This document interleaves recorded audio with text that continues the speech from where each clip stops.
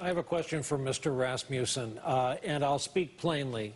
How on earth do we expect our feds to figure out who the next loser is? Who's the next loser kid who just tonight is angry at something, just tonight lost his girlfriend, learned he won't make a certain team at school, he's been slighted, and it just happened in the privacy of his own room. He may be the next name we're broadcasting here.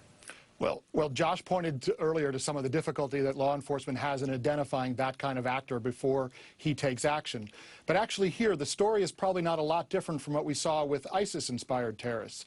Often in those cases, what would turn out in the aftermath is that someone would emerge afterwards and say, I knew something was wrong. I knew that individual was off. I knew that individual had withdrawn from normal interaction. I knew something was not right.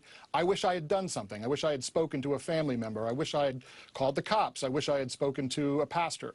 So it's not as if we are helpless in this area, but the hard power tools that we use overseas are not the tools that are going to help us here in the homeland. What's going to help us here in the homeland are community engagement tools, the kinds of things that bring communities into the process of keeping themselves secure. Because, Brian, they're the ones who are going to figure out who that young man is long before the FBI is.